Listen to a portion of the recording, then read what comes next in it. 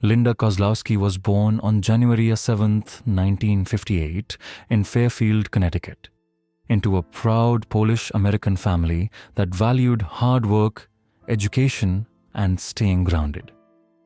Her childhood was stable and supportive, shaped by strong cultural roots and encouragement to explore her creativity. From an early age, she gravitated toward music, drama, and storytelling, often participating in school plays and local theater productions. There was nothing flashy about her beginnings, just a steady belief that if you loved something deeply enough, you pursued it wholeheartedly. That belief carried her to New York City, where she enrolled at the prestigious Juilliard School. There, she immersed herself in classical training, sharpening her craft and developing the natural, thoughtful acting style that would later define her on screen. Juilliard didn't just teach her technique, it gave her confidence and discipline that stayed with her long after Hollywood came calling. The role that changed everything. Her life shifted dramatically in 1986 when she was cast as Sue Charlton in Crocodile Dundee. The film became an unexpected global sensation, capturing audiences with its humor, heart, and fish-out-of-water charm. Linda's portrayal of Sue, a smart, adventurous journalist, felt refreshing and modern. She wasn't just a romantic interest, she was capable, witty, and emotionally grounded. Audiences loved the dynamic between her and Australian co-star Paul Hogan, whose portrayal of Mick Dundee became iconic. Their on-screen chemistry was undeniable, and it translated into real-life affection. The film's success launched Linda into international fame almost overnight, earning her a Golden Globe nomination and placing her firmly in the spotlight. Yet despite the sudden attention, she remained the same thoughtful, disciplined actress shaped by her early training and values. Fame arrived quickly, but she never seemed entirely consumed by it. Love beyond the screen. As the Crocodile Dundee phenomenon grew, so did Linda's relationship with Paul Hogan. What began as professional admiration blossomed into a genuine romance.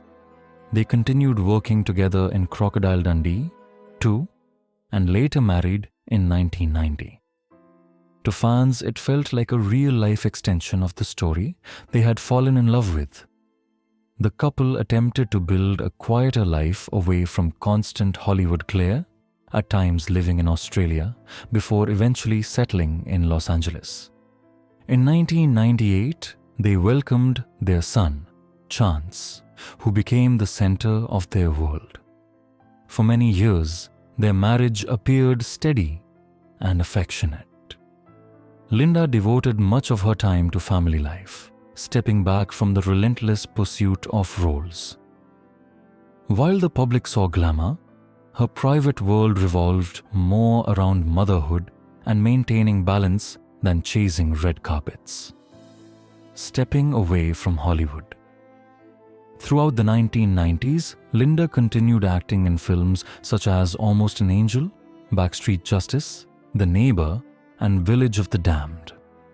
Some projects performed modestly, others received mixed reviews, but she approached each with professionalism.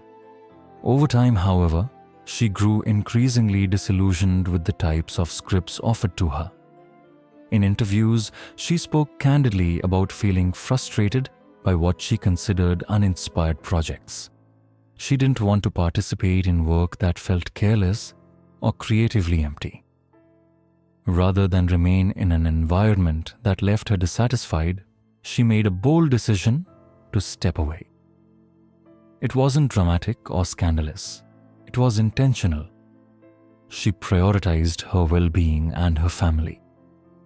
Walking away from fame at its peak isn't easy, but for Linda, it was about protecting her integrity and focusing on what truly mattered in that season of her life. The marriage behind the headlines.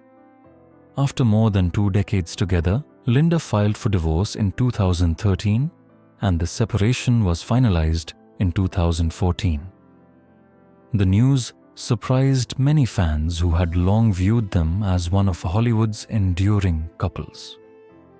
Over time, speculation swirled, as it often does when public figures part ways. Yet, both Linda and Paul handled the situation with dignity. In later interviews, Linda explained that the decision came after years of reflection and emotional distance. It wasn't one dramatic event, she shared. It was a gradual realization that we had grown in different directions. She emphasized that their priority remained their son and maintaining mutual respect. The divorce was described as amicable, rooted not in scandal but in the understanding that sometimes relationships evolve beyond their original shape. For Linda, it marked not an ending but a turning point, finding her own voice again. In speaking publicly about the divorce years later, Linda described it as deeply transformative.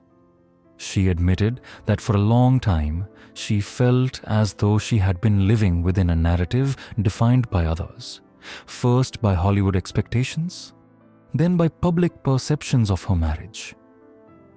I needed to rediscover who I was outside of all that, she said.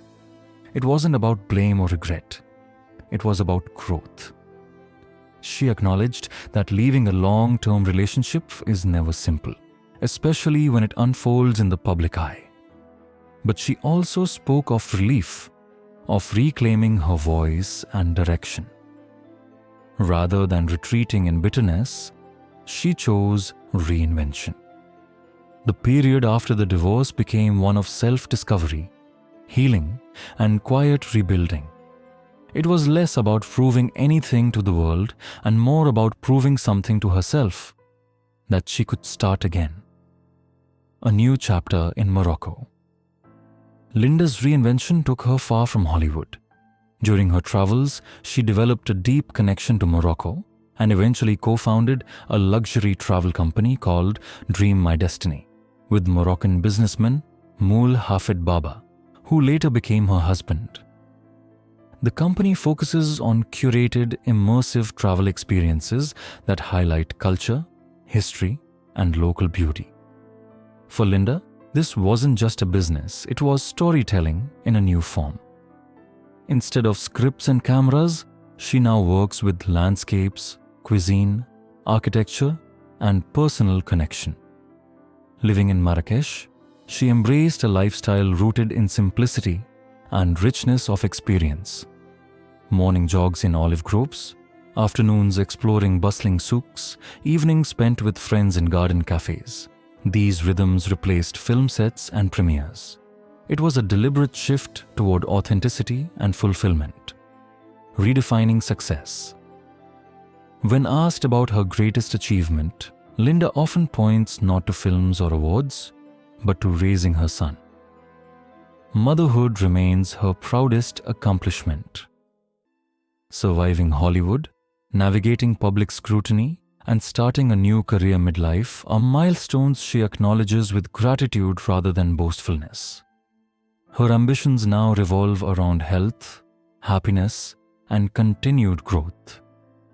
She speaks about expanding her travel company, perhaps creating Moroccan-inspired fashion, and one day, living on a quiet olive farm with a donkey sanctuary nearby. These dreams may seem far removed from the glamour of Hollywood, but to her, they represent success in its truest form. Success is no longer measured by box office numbers, but by peace of mind. She often reminds aspiring actresses and entrepreneurs to never compromise their vision, even when the world pressures them otherwise, breaking the silence with grace. In finally addressing her divorce openly, Linda did so without bitterness. She acknowledged the complexity of long relationships and the courage it takes to step away when growth requires change. Sometimes walking away is the bravest thing you can do, she reflected. Her words resonate beyond celebrity headlines.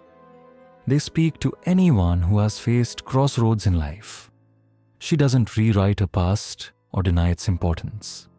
Instead, she embraces it as part of the path that led her to where she is now, content, purposeful, and at peace.